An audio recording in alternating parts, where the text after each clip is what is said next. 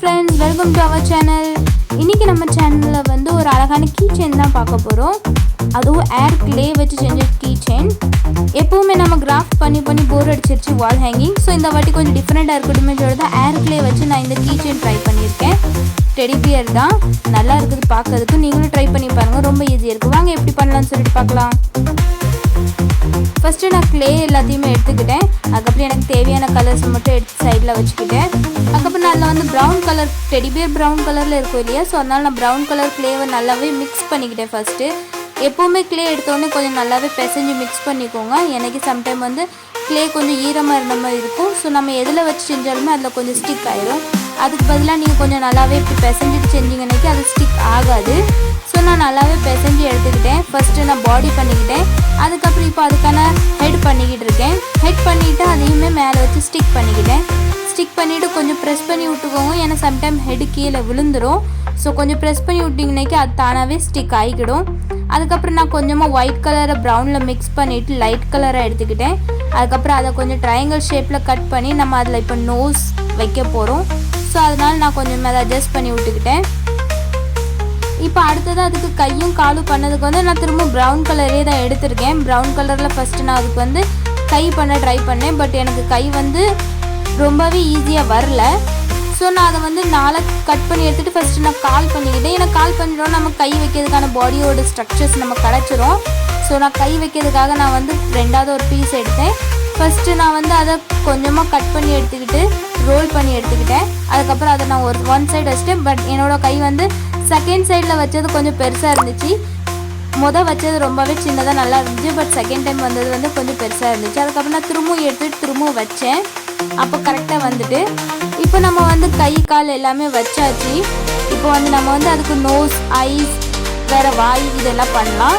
So மவுத் எல்லாமே பண்ணதுக்கு வந்து நான் கொஞ்சமாக குட்டியை எடுத்துக்கிட்டேன். 2 உருட்டிட்டு அதை 2 சர்க்கிளை பண்ணிக்கிட்டேன். அதுக்கப்புறம் அது 2 கண் ஆயிடுச்சு. அதுக்கப்புறம் லைட்டாக அதை நல்லாவே இது பண்ணி விட்டு அதுக்கு ஸ்மைல் ஃபேஸ் கொடுத்தேன்.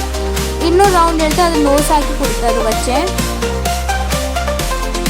ஸோ டெடி பியருக்கு நோஸ், ஐஸ், வேறு மவுத் 3மே வந்து ரெடி ஆயிடுச்சு. எனக்கு இப்படி தான் கிடச்சிச்சு. அதுக்கப்புறம் இப்போ நான் வந்து இயர், டெடி பியர்னால் இயர் தானே. ஸோ இயர் பண்ணதுக்காக வந்து நான் வந்து ஃபஸ்ட்டு 2 கட் பண்ணி எடுத்துக்கிட்டேன். ஒரு 2 சின்ன சர்க்கிளை வச்சு அதுக்கப்புறம் ஒரு லைட் கலரையும் ஊடையில் வச்சு நான் வந்து லைட்டாக கட் பண்ணி எடுத்துக்கிட்டேன். நீங்கள் கை வச்சு கட் பண்ணலாம். பட் கை வச்சு கட் பண்ணுறது வந்து கொஞ்சம் இழுக்க வந்த மாதிரி இருந்துச்சு. ஸோ அதனால் நான் வந்து கத்தி வச்சு தான் கட் பண்ணேன். உங்கள் இஷ்டம், நீங்கள் எப்படினாலும் பண்ணிக்கலாம். ஒரு வேளை சிலவங்களுக்கு இயர் வந்து நல்லா பெருசாக வேணும், இல்லை சின்னதாக வேணும்னாலும் நீங்கள் அப்படி பண்ணிக்கலாம். நான் கொஞ்சம் பெரிய இயராக தான் வச்சுருந்தேன், ஃபஸ்ட் டைம் பண்ணுறேன். ஸோ அதனால் அதுக்கப்புறம் நான் ஒரு பிங்க் கலர் கிளே எடுத்துக்கிட்டேன். அதையுமே நல்லாவே ஸ்ப்ரெட் பண்ணி விட்டேன். ஸ்ப்ரெட் பண்ணி விட்டதுக்கப்புறம் வந்து நான் அதை நல்லா 3 பீஸாக கட் பண்ணி எடுத்துக்கிட்டேன். இதை வச்சு நம்ம ரிப்பன் பண்ண போகிறோம். ஸோ அதனால் கட் பண்ணி எடுத்ததுக்கப்புறம் ஃபர்ஸ்ட் 2 சைடுமே ஃபோல்டு பண்ணி வச்சுக்கிட்டேன். ரெண்டாவது ஒரு ரிப்பன் எடுத்து அதை மேல் பக்கம் சுற்றி அதை கீழே உள்ள எக்ஸ்ட்ரா பார்ட் கட் பண்ணி விட்டுக்கிட்டேன். அதுக்கு ஒரு ஷேப்பு கொடுத்துக்கிட்டேன். டெடி பியர் பண்ணதுக்கப்புறம் வந்து நான் இப்போ வந்து அதுக்கு ஊடையில் கைக்கு நடுவில் வைக்கிறதுக்கு ஹார்ட் பண்ணலான்னு ஒரு ஐடியா பண்ணேன். ஸோ அதனால் நான் ஹார்ட் ஷேப் கொடுத்தேன். ரெட் கலர் எடுத்து ரெட் கலர் கிளேயில் ஹார்ட் பண்ணிவிட்டு நான் அதையுமே அதில் ஸ்டிக் பண்ணிக்கிட்டேன். ஸோ ஸ்டிக் பண்ணதுக்கப்புறம் வந்து நமக்கு தான் கை சும்மா இருக்காது சொல்லிட்டு நான் அதில் வந்து என் பேரும் எழுதிக்கிட்டேன். பேர் எழுதுனதுக்கப்புறம் டெடி பியர் இப்படி தான் இருந்துச்சு.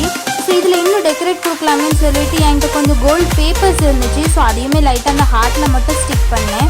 ஒன் சைடில் மட்டும் ஸ்டிக் ஆச்சு. அதுக்கப்புறம் மற்ற இடத்துல ஸ்டிக் பண்ணலாமான்னு ஒரு ஐடியா வந்துச்சு. பட் ஸ்டிக் பண்ணி பார்த்தேன், அது ஸ்டிக்கும் ஆகலை. ஸோ நான் அதுக்கப்புறம் அதை ஸ்டிக் பண்ணலை, எடுத்துட்டேன். எடுத்ததுக்கப்புறம் வந்து நான் ஒரு சின்ன ஹார்ட்டை மட்டும் அந்த ரிப்பனில் வச்சேன்.